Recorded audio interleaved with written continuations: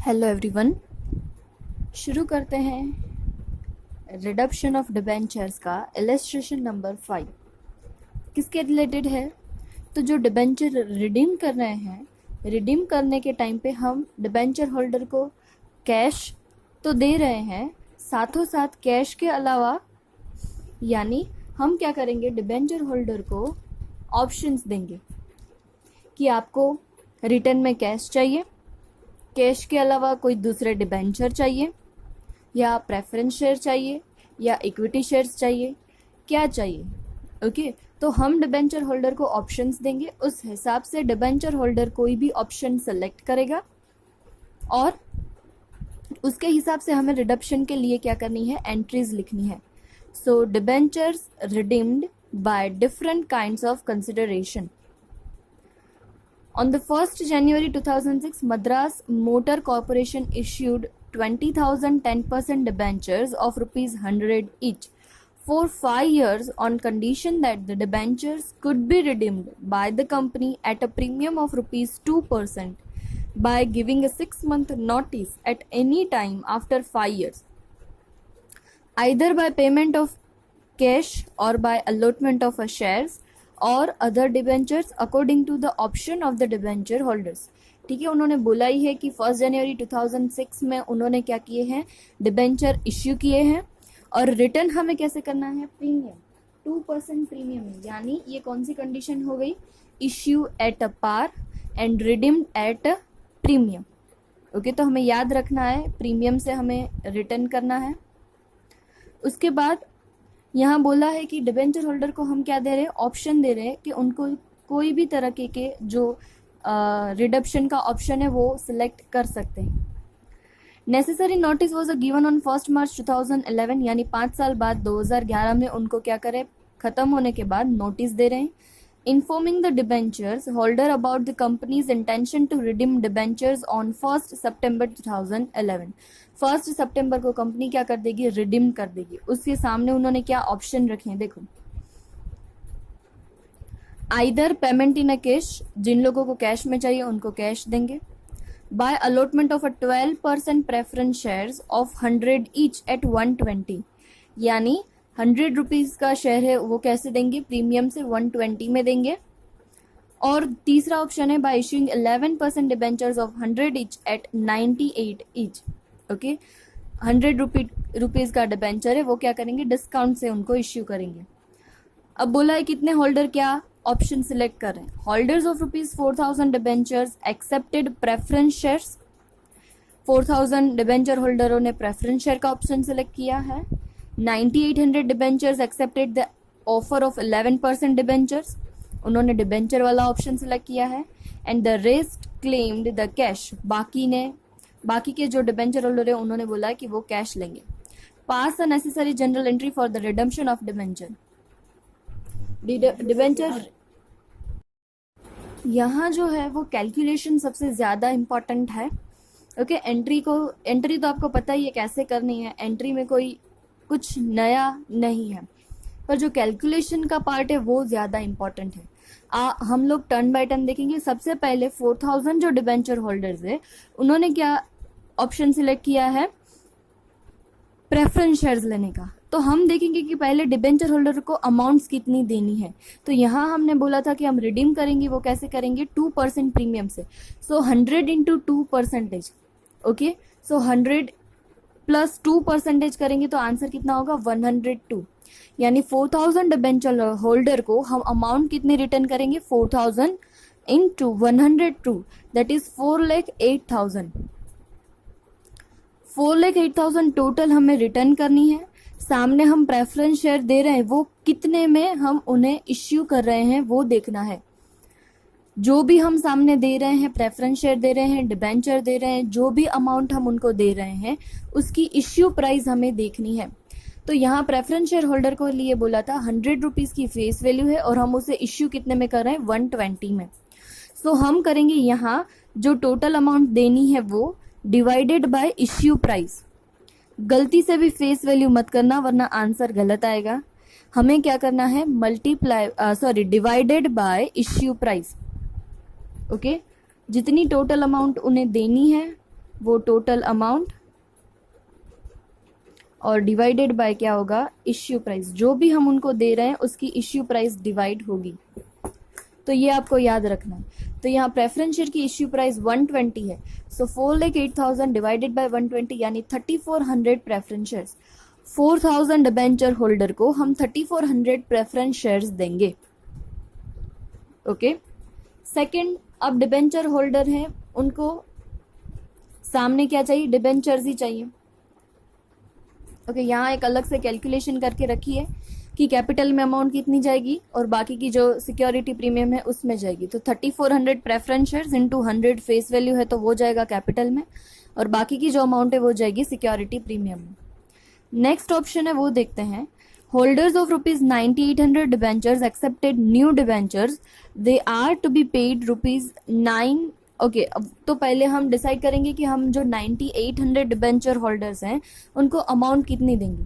So 9,800 debenture holders multiply by 102। क्यों, ₹100 तो जो है वही, और ₹2 वो प्रीमियम की अमाउंट हम उनको रिटर्न करेंगे। सो 9,800 इंटू 102, 9,800 इंटू 102 करेंगे तो आंसर आ जाएगा टोटल हमारा 9,99,600। तो ये टोटल अमाउंट हमें क्या करनी है, डिबेंचर होल्डर को रिटर्न करनी है। और सामने वो लोग क्या परचेस कर रहे हैं, वो लोग परचेस कर रहे हैं दूसरे डिबेंचर, और उसकी इश्यू प्राइस है 98। आगे उन्होंने बोला ये कि ₹100 के डिबेंचर है, वो 98 में हम उनको इश्यू कर रहे हैं। सो 9,99,600 divided by 98, so number of debentures हमें मिल जाएंगे 10,200। सो 9,800 डिबेंचर होल्डर को अब कितने हो जाएंगे, 10,200 डिबेंचर्स मिल जाएंगे। यहाँ डिबेंचर्स की इश्यू प्राइस 100 है, 10 तो 10,200 मल्टीप्लाई बाय 100 दैट इज हो जाएगा 10,20,000, और डिस्काउंट की अमाउंट होगी 10,200 इंटू 2, 20,400। ये कैलकुलेशन का पार्ट है वो सबसे ज़्यादा इंपॉर्टेंट है। अब तो हम एंट्री जो करते हैं वही करनी है। सबसे पहले सारी एंट्री हमें लिखनी है, तो पहले हम एंट्री करेंगे इश्यू की एंट्री। इश्यू कब हुआ है, 1 जनवरी 2006, तो यहाँ डेट लिखेंगे 2006 जनवरी 1। उन्होंने पहले ही बोला है कि रिडक्शन के टाइम पर हम प्रीमियम देंगे, तो हमारी एंट्री है वो कैसी होगी, bank account debit. Bank account debit कितने से होगा, 20,000 शेयर्स, और इश्यू प्राइस है हमारी 100। सो 20,000 into 100 that is 20 lakh. Bank account debit 20 lakh. अब जो प्रीमियम है वो हमारे लिए क्या हो जाएगा, लॉस हो जाएगा। So loss on issue of debenture account 20,000 into 2, answer होगा 40,000। ये जो फेस वैल्यू है वो फेस वैल्यू हमारे है डिबेंचर की, वो हमारी लायबिलिटी है। 10% डिबेंचर अकाउंट 20 लाख, और ये जो प्रीमियम हमारे लिए लॉस है वो हमारे बिजनेस में क्या है, लायबिलिटी है। जब रिडक्शन होगा तब ये हमें प्रीमियम रिटर्न करना होगा। सो premium on reduction of debenture account 40,000। First entry हमारी हो गई इश्यू की। यहाँ आपको कोई प्रोविजन के बारे में नहीं बोला है तो हम प्रोविजन की एंट्री नहीं कर रहे हैं। ओके, अब बारी आती है रिडक्शन की। रिडक्शन के लिए पहले हम एक एंट्री पास करनी होती है। क्या करते हैं उसमें, ये जो दो लायबिलिटी है वो लायबिलिटी हम क्या कर देंगे, डेबिट कर देंगे, क्योंकि अब हमें उनको रीपेमेंट करना है तो ये हमारी लायबिलिटी कम हो जाएगी। सो 10% डिबेंचर अकाउंट डेबिट 20 लाख, ये फेस वैल्यू, और premium on reduction of debenture debit, जो हमने रिडक्शन के टाइम पर प्रीमियम देना था वो प्रीमियम, अब हमारी वो लायबिलिटी नहीं है। सो दोनों अमाउंट डेबिट हो जाएगी, और ये किसको मिलेगी, तो debenture holder, 2 debenture holders account credit 20,40,000। अब जो सारे अलग अलग ऑप्शन सिलेक्ट किए हैं उस ऑप्शन से हिसाब से हम क्या करेंगे, डिबेंचर होल्डर को पेमेंट करेंगे। ये पहले सारी अमाउंट हमने डिबेंचर होल्डर के अकाउंट में क्रेडिट तो कर दी है। अब डिबेंचर होल्डर से वो अलग अलग टाइप्स के ऑप्शन सिलेक्ट करेंगे। सो हर बार डिबेंचर होल्डर अकाउंट डेबिट होगा। पहले के जो 4,000 डिबेंचर होल्डर थे वो क्या कर रहे हैं, प्रेफरेंस शेयर ले रहे हैं, तो हम लिखेंगे debenture holder account debit cash नहीं दिया है, कैश के बदले हमने उन्हें क्या दिया है, प्रेफरेंस शेयर दिया है। So to preference share capital account 3,40,000। हमने यहाँ पे सबसे पहले ऊपर कैलकुलेशन की थी 100 रुपीज़ की फेस वैल्यू और 20 रुपीज़ क्या है उसका premium. So to security premium 68,000, ये प्रीमियम है वो प्रेफरेंस शेयर कैपिटल का प्रीमियम है। ओके, बाकी के जो डिबेंचर होल्डर्स थे उन्होंने दूसरा ऑप्शन सिलेक्ट किया था, वो था डिबेंचर के सामने दूसरे परसेंटेज के डिबेंचर। तो डेबिट तो डिबेंचर होल्डर ही होंगे क्योंकि डिबेंचर होल्डर को ही अमाउंट मिलेगी, तो डिबेंचर होल्डर अकाउंट डेबिट। यहाँ जब हमने डिबेंचर इश्यू किया, नए डिबेंचर इश्यू किए तो 2 रुपीज़ था, वो हमारा क्या था, डिस्काउंट की अमाउंट थी। तो यहाँ होगा debenture holder account debit 9,99,600, discount on debenture debit 20,400 to 11% debenture, ये नए डिबेंचर क्या हो गए, इश्यू हो गए 10,20,000। ओके, और लास्ट में उन्होंने बोला था कि बाकी की जो अमाउंट बचेगी वो हम कैश में देंगे। सो 20,000 टोटल हमने इश्यू किए थे, उसमें से 4,000 डिबेंचर होल्डर्स ने प्रेफरेंस शेयर ले लिए, 9,800 डिबेंचर होल्डर ने क्या ले लिया, डिबेंचर्स ले लिए। और अब बाकी के जो बचे हैं 6,200 बचेंगे। कैसे, 20,000 टोटल थे, उसमें से पहले कितने गए, 4,000, उसके बाद 9,800, और अब बाकी बची अमाउंट है वो हमारी है 6,200। ओके, तो ये 6,200 डिबेंचर होल्डर क्या करेंगे, कैश में ही अमाउंट लेंगे। सो 6,200 डिबेंचर होल्डर्स मल्टीप्लाई बाय उसको अमाउंट कितनी रिडीम करनी है, 100 की फेस वैल्यू और 2% प्रीमियम यानी 102। सो 6,200 मल्टीप्लाई बाय 102, तो आंसर आएगा 6,32,400। तो एंट्री हो जाएगी डिबेंचर होल्डर्स अकाउंट डेबिट 2। अब हम उन्हें क्या दे रहे हैं, कैश दे रहे हैं, बैंक अकाउंट क्रेडिट। ओके, तो ये जो सम था वो किसके रिलेटेड था, आप डिबेंचर होल्डर को कैश में रिपेमेंट नहीं कर रहे हैं, दूसरे तरीके से रिपेमेंट करते हैं। ठीक है, आपको यहाँ देखोगे तो 159 पेज पे अलग अलग टाइप की मेथड्स दिए रिडीमिंग डिबेंचर। आप डिबेंचर को इस अलग अलग तरीके से रिडीम कर सकते हो। पेमेंट ऑन स्पेसिफाइड डेट, यानी जिस दिन आपने बोला था उसी दिन आप उनको पैसे वापस दे दोगे। Purchase in the open market, इसके रिलेटेड सम्स आएंगे तब हम देखेंगे। रीपेमेंट बाय इंस्टॉलमेंट, यानी हम पेमेंट एक साथ नहीं कर रहे हैं, हफ्तों में कर रहे हैं पेमेंट। बायबैक मेथड और conversion into share. Buyback method यानी हम अपने ही डिबेंचर वापस परचेज कर लेंगे, और कन्वर्जन इनटू शेयर जो हमने अभी किया, आधे को प्रेफरेंस शेयर में कन्वर्ट किया, वैसे ही इक्विटी शेयर में भी कन्वर्ट कर सकते हैं, अलग अलग मेथड से कर सकते हैं। ठीक है, तो इस तरीके से सम्स है जो ज्यादातर आपको पूछे जाएंगे, जो जनरल एंट्री से रिलेटेड सम्स है वो आपको ज्यादातर पूछे जाएंगे। तो मेक श्योर कि जनरल एंट्री आपको अच्छे से याद हो जाए। ठीक है, और यहाँ जो हमने आज इलस्ट्रेशन किया उसमें ये कैलकुलेशन का पार्ट बहुत इंपॉर्टेंट है। पहले हम जितने भी डिबेंचर होल्डर है उसकी अमाउंट फाइंड करेंगे, प्रीमियम होगा तो प्रीमियम के साथ, और फिर डिवाइडेड बाय क्या करेंगे, जो भी चीज हम इश्यू कर रहे हैं उस चीज की इश्यू प्राइस डिवाइड करेंगे, तो हमें नंबर ऑफ प्रेफरेंस शेयर होंगे तो preference share, number of debenture होंगे तो अदर डिबेंचर मिल जाएंगे। ठीक है, अब बारी आती है इलस्ट्रेशन नंबर 6 की। तो सबसे पहले आपको इलस्ट्रेशन 5 रिलेटेड जो सम्स है वो करने हैं। कितने सम्स है जो इलस्ट्रेशन 5 रिलेटेड है, सम नंबर 3, 4, 6 एंड 7। ये जो सारे सम्स है आपको इलस्ट्रेशन 5 रिलेटेड, ये आप ऐसे सम्स करोगे तो आपकी प्रैक्टिस हो जाएगी, तो आपको याद हो जाएगा। अब बारी आती है इलस्ट्रेशन नंबर 6। बहुत ही शॉर्ट इलस्ट्रेशन है, पर यहाँ आपको समझना है डिबेंचर रिडम्पशन फंड यानी सिंकिंग फंड और सिंकिंग फंड इन्वेस्टमेंट, वो वाला पॉइंट यहाँ आपको करना है। यहाँ इलस्ट्रेशन 6 में आपको जनरल एंट्री नहीं बोली है, पर मैं जनरल एंट्री बोलूंगी और आपको जनरल एंट्री भी लिखनी है ताकि आपकी प्रैक्टिस हो, तो ही आप सम्स इजीली कर पाओगे। Okay, first of all illustration 6 क्या बोल रहा है, India hotels company issued 1,000 15% debenture of 100 each on 1st January 2008, redeemable at a premium of 10%. Terms of issue provides that The company should set aside every year a sum of rupees 34,893 to be invested at, यहाँ आपको percentage की amount rectify करनी होगी, 12% नहीं है 5% है, तो ही answer आएगा 5% outside the business. The investments were sold at 71,580 at the end of the third year and the debentures were paid off. Prepare a sinking fund account and sinking fund investment account. साथ में भी आप क्या बनाओगे, journal entries भी बनाओगे, क्योंकि journal entry अगर आपको आती होगी तो ही आप उसकी पोस्टिंग अकाउंट्स में अच्छे से कर पाओगे, अदरवाइज आप नहीं कर पाओगे. ओके,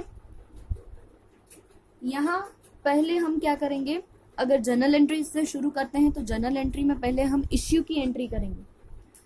तो जितने हमने इश्यू किए हैं 100 रुपीज़ का जो डिबेंचर है, ऐसे कितने डिबेंचर है, 1000 डिबेंचर है, और रिडीम हम करेंगे 10% प्रीमियम से उन्होंने बोला है. सो पहले हम करेंगे first entry on January 1st 2008. Bank account debit, bank account debit कितना होगा, 100 rupees face value. Okay, so bank account debit 1000 multiply by 100, answer आ जाएगा 1 लाख. आप लिखोगे बैंक अकाउंट डेबिट 1 लाख. अब क्या हो रही है, हमें लॉस हो रही है, क्योंकि प्रीमियम के साथ हमने क्या करना है, रिडक्शन करना है, तो होगा loss on issue of debenture. Loss on issue of debenture क्या होगा, 1000 मल्टीप्लाई बाय 10, क्योंकि 10 रुपीज़ है वो प्रीमियम की अमाउंट है, 100 इंटू 10%, 10,000. सो एंट्री हो जाएगी bank account debit 1 lakh, loss on issue of debenture 10,000. 2 debenture कितने के हैं, 15% डिबेंचर, तो हम लिखेंगे to 15% debenture rupees 1 lakh and to premium on reduction of debenture account rupees 10,000. ये जो हमारी एंट्री है वो फर्स्ट एंट्री हो गई इश्यू की एंट्री. ओके, अब एट द एंड हम क्या कर रहे हैं, यहाँ प्रोविजन कर रहे हैं डिबेंचर रिडक्शन के लिए. तो प्रोविजन के लिए हम क्या करेंगे, हर साल इन्होंने बोला है कि हम 34,893 अमाउंट है वो साइड में रखते आते हैं. ओके, तो मैंने आपको जैसे कल एंट्रीज लिखवाई थी, उसमें पहली एंट्री हम eight the end of the year first year क्या करते हैं, ये जो अमाउंट है पीएनएल अप्रोप्रिएशन में से निकालेंगे. So PNL appropriation account debit, answer होगा 34,893. 2 यहाँ आपको सिंकिंग फंड बनाने को बोला है, तो आप वर्ड सिंकिंग फंड ही यूज करना. 2 सिंकिंग फंड अकाउंट 34,893. जैसे ही आपने एंट्री बनाई वैसे ही आपको देखो आपने ये लेजर बनाया है. यस, सिंकिंग फंड अकाउंट का लेजर हमने बनाया है at the end of the first year, यानी 2008 दिसंबर 31. क्या एंट्री हुई, PNL appropriation account debit 2 sinking fund, यानी सिंकिंग फंड अकाउंट में क्रेडिट साइड आएंगे. क्रेडिट साइड आके पहले हम अमाउंट लिखेंगे 34,893 और जो डेबिट अकाउंट है उसका नाम लिखेंगे बाय पीएनएल अप्रोप्रिएशन अकाउंट. जैसे मैंने आपको एंट्री समझाई थी, आपको बोला था कि ये अमाउंट आप अगर साइड में रखोगे तो कोई बेनिफिट नहीं होगा, इसका आपको क्या करना होगा, इन्वेस्टमेंट करना होगा. सो इन्वेस्टमेंट के लिए हम क्या एंट्री करते हैं, sinking fund investment account debit, क्योंकि ये इन्वेस्टमेंट हमारे बिजनेस में आएंगे, हमने इतना क्या किया है, इन्वेस्ट किया है. टू बैंक अकाउंट इतनी अमाउंट चली जाएगी. यस, तो हमने सिंकिंग फंड इन्वेस्टमेंट अकाउंट बनाया है. यस, बनाया है. So sinking fund investment account debit हो रहा है.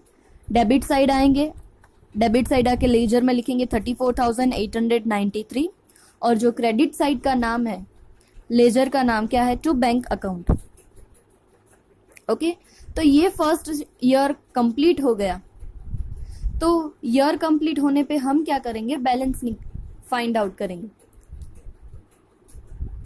यहाँ इन्होंने दिसंबर 2008 31 दिसंबर के बाद अकाउंट क्लोज नहीं किया है, आप यहाँ क्लोज करोगे. ओके, यहाँ इन्होंने क्या किया है, अकाउंट क्लोज नहीं किया है, आप यहाँ क्लोज करोगे तो आंसर आएगा 34,893. ये अमाउंट आप क्या करोगे, कैरी फॉरवर्ड करके ले जाओगे, टू बैलेंस कैरी फॉरवर्ड 34,893. 3 साल तक ये क्या है, डिबेंचर हमारे पास है, तो हर साल 1 साल तो हो गया. अब सेकेंड ईयर में हम क्या करेंगे, एंट्री करेंगे. अब सेकेंड ईयर एंड में पहले हम जितनी बैलेंस कैरी फॉरवर्ड किए वो हम ब्रॉड फॉरवर्ड कर देंगे। सिंकिंग फंड में 34,893 ये अमाउंट क्या हो जाएगी, यहाँ brought forward, balance brought forward 34,893। Similarly investment में भी हमने क्या किया है, अकाउंट क्लोज कर दिया है।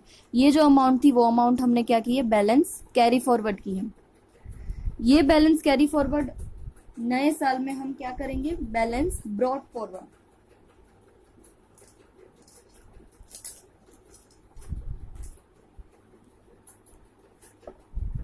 ये जो बैलेंस कैरी फॉरवर्ड है ये हमने फाइंड की है। ये कैरी फॉरवर्ड की अमाउंट नेक्स्ट ईयर यानी 2009 1 जनवरी को हम आगे लेके आएंगे टू बैलेंस ब्रॉड फॉरवर्ड, क्योंकि ये सारे अकाउंट बंद तब होंगे जब डिबेंचर हम रिटर्न कर देंगे तब। ओके, सेकेंड ईयर में मैंने आपको बोला था सेकेंड ईयर एंड में पहले क्या होता है, हमने जो इन्वेस्टमेंट किया है उसके ऊपर हमें क्या मिलेगा, इंटरेस्ट मिलेगा। तो इंटरेस्ट की एंट्री हम क्या करते हैं, बैंक अकाउंट डेबिट टू, ये कोई हमारा बिजनेस का प्रॉफिट नहीं है, ये कोई हमारे बिजनेस की इनकम नहीं है कि हम प्रॉफिट एंड लॉस में लेके जाएं। ये हमें इनकम क्यों हुई है, क्योंकि हमने अलग से एक सिंकिंग फंड बनाया है, उसका इन्वेस्टमेंट किया है। तो जो इंटरेस्ट की अमाउंट मिलेगी वो भी कहाँ जाएगी, सिंकिंग फंड में ही जाएगी। Okay, so bank account debit to sinking fund. अब हम अमाउंट फाइंड करेंगे, कितनी अमाउंट हमने कितनी इन्वेस्ट की है, 34,893 इनटू, मैंने आपको करेक्शन करवाया है 12% नहीं 5% आएगा, इंटू 5%। अमाउंट कितनी आएगी, 1744.65 है। इसको राउंड ऑफ करेंगे तो आंसर आ जाएगा 1745। ये इंटरेस्ट की अमाउंट जैसे हमने एंट्री बोली उसी हिसाब से हम लिखेंगे। सिंकिंग फंड क्या हो रहा है, क्रेडिट हो रहा है, सो सिंकिंग फंड अकाउंट में हम क्रेडिट साइड आएंगे, क्रेडिट साइड लिखेंगे 1745। बैंक अकाउंट क्या मिला है हमें, इंटरेस्ट मिला है। ओके, उसके बाद हम फिर से वही एंट्री करेंगे, बाकी की अमाउंट लेके आएंगे कहाँ से, PNL appropriation account debit to debenture reduction fund account credit. अब पीएनएल में से हम कितने अमाउंट लेके आएंगे, उन्होंने बोला है 34,893। तो फिर से सिंकिंग फंड में क्रेडिट हो रहा है तो सिंकिंग फंड में क्रेडिट साइड आएंगे, और डेबिट लेजर का नाम है PNL appropriation account 34,893। Okay, sorry यहाँ है, माय मिस्टेक, मैंने यहाँ दिखा दिया, यहाँ है 34,893। अब इस साल हम कितनी अमाउंट इन्वेस्ट करेंगे, तो ये जो हमने अलग से इस साल निकाले हैं वो, और जो इंटरेस्ट मिला है वो, उन दोनों का हम कर देंगे प्लस, यानी 34,893 प्लस 1,745। इस साल अब हमारा इन्वेस्टमेंट होगा 3,66,038। ओके, तो अब जो हमारी अमाउंट होगी वो इन्वेस्टमेंट के लिए हम क्या एंट्री करेंगे, sinking fund investment account debit 36,638 to bank account, यानी सिंकिंग फंड इन्वेस्टमेंट अकाउंट में हम डेबिट साइड आएंगे। ये बैलेंस ब्रॉड फॉरवर्ड के नीचे लिखा है बैंक अकाउंट 36,638। आपको ये पता होना चाहिए कि अमाउंट कैसे आई। इंटरेस्ट की अमाउंट भी हम अपने पास नहीं रखेंगे, वो भी इन्वेस्ट कर देंगे, तो इंटरेस्ट की अमाउंट और इस साल जो हमने अमाउंट अलग से निकाल के रखी है वो दोनों का प्लस करेंगे, तो जो आंसर आएगा वो आंसर कहाँ करेंगे, हम सिंकिंग फंड में इन्वेस्ट करेंगे। साल हो गया खत्म, फिर से हम क्या करेंगे, बैलेंस फाइंड कर लेंगे। तो यहाँ हमने अकाउंट क्लोज किया, आंसर आया 71,531। डेबिट साइड तो एक भी एंट्री नहीं है, यानी ये पूरी अमाउंट हम क्या कर देंगे, बैलेंस कैरी फॉरवर्ड 2009 दिसंबर 31। यहाँ कैरी फॉरवर्ड की लेजर में दोनों लाइन करके, यहाँ 2 लाइन करने का मतलब है यहाँ एक साल खत्म हो गया। अब फिर से 2010 जनवरी 1 में हम करेंगे बैलेंस ब्रॉड फॉरवर्ड 71,531। अब हमारा थर्ड ईयर शुरू हो रहा है डिबेंचर के लिए, ठीक है। अब इस साल में हमें क्या करना है, हमारे जो डिबेंचर्स है वो रिटर्न कर देने हैं, वापस देने हैं। तो पहले हम करेंगे बैलेंस ब्रॉड फॉरवर्ड 71,531, जैसे हमने सेकेंड ईयर में किया सिमिलरली वही हमें क्या करना है, थर्ड ईयर में रिपीट करना है। सिंकिंग फंड इन्वेस्टमेंट में भी अमाउंट क्लोज कर देंगे, वो कैरी फॉरवर्ड करेंगे, और कैरी फॉरवर्ड की अमाउंट 1 जनवरी को हम क्या कर देंगे, ब्रॉड फॉरवर्ड आगे लेके आएंगे। अब फिर से हमें पहले क्या मिलेगा, इंटरेस्ट मिलेगा। तो इंटरेस्ट कितने पे मिलेगा, तो यहाँ जितनी आपकी ब्रॉड फॉरवर्ड अमाउंट है 71,531, उतनी अमाउंट पे हमें क्या मिलेगा, इंटरेस्ट मिलेगा। अब हमारे पास कितने इन्वेस्टमेंट है, 71,531, इतना हमें क्या मिलेगा, इसकी अमाउंट के ऊपर हमें इंटरेस्ट मिलेगा। सो 71,531 इंटू 5%, यानी 3,576.55, तो हमें कितना मिलेगा, 3,577। ओके, सो सबसे पहले हमारी एंट्री होगी बैंक अकाउंट डेबिट टू, हम कहाँ लेके जाएंगे, सिंकिंग फंड में।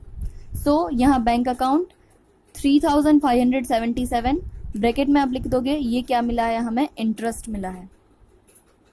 ओके, अब क्या करेंगे, ये थर्ड ईयर में फिर से हम पीएनएल में से अमाउंट है वो निकाल के लाएंगे। सो फिर से वही होंगे, PNL account debit, PNL appropriation account debit to sinking fund, sinking fund account में क्रेडिट साइड आएंगे। फिर से वही 34,893 अमाउंट, और कहाँ से लेके आए हैं, पीएनएल अप्रोप्रिएशन अकाउंट में से। ओके, फिर से इसी साल हम क्या करेंगे, हमारे जो डिबेंचर है वो हम रिटर्न करने वाले हैं।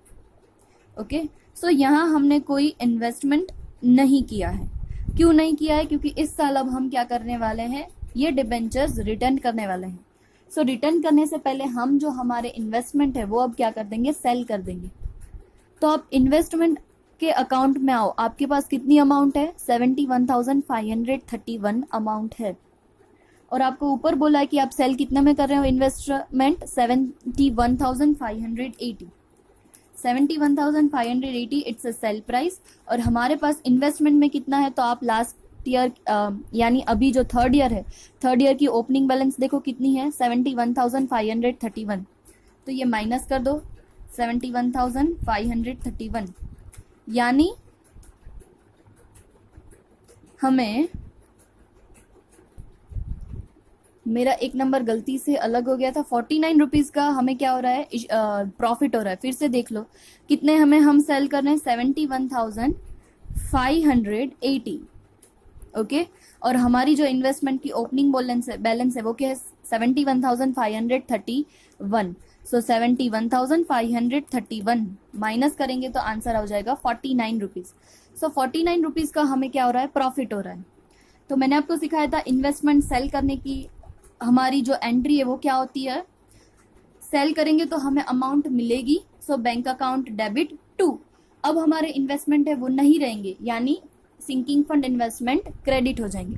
सो bank account debit to sinking fund investment credit, तो sinking fund investment credit side आके आप लिखोगे bank account sale of investment, आपने सेल कर दिया है 71,580, और बाकी की जो अमाउंट है 49 रुपीज जो प्रॉफिट हुआ है, वो प्रॉफिट क्या है आपका, वो प्रॉफिट आपको कोई बिजनेस के इन्वेस्टमेंट में से नहीं हुआ है, आपने डिबेंचर के लिए जो किया था उसमें आपको प्रॉफिट हुआ है।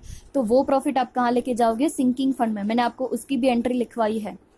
अगर हमें प्रॉफिट हो रहा है तो प्रॉफिट की एंट्री हम क्या करेंगे, sinking fund investment account debit ₹49 to sinking fund account. Okay, so 49 यहाँ हमारा sinking fund investment account close हो जाएगा, और ये 49 की अमाउंट हम कहाँ लेके जाएंगे, सिंकिंग फंड में लेके जाएंगे। अब सिंकिंग फंड अकाउंट हमें क्लोज करना है, तो मैंने आपको बोला था सिंकिंग फंड अकाउंट क्लोज करके कहाँ लेके जाते हैं हम, जनरल रिजर्व में। तो आप ये क्लोज करोगे, जितनी भी अमाउंट आएगी वो आप कहाँ ट्रांसफर करोगे, जनरल रिजर्व में। सो एंट्री हो जाएगी sinking fund account debit to general reserve. ठीक है, मैंने आपको जनरल एंट्री भी लिखने को बोला है, तो बाकी के जो अब हम क्या करेंगे, डिबेंचर्स रिटर्न करेंगे तो उसकी भी हम एंट्री लिखेंगे। क्या एंट्री लिखेंगे, debenture account debit 15% debenture account debit ₹1 lakh, premium on reduction of debenture debit 10,000 to debenture holder account credit 1,10,000। अब डिबेंचर होल्डर अकाउंट को हम पेमेंट करेंगे, तो debenture holder account debit ₹1,10,000 to bank account credit 1,10,000।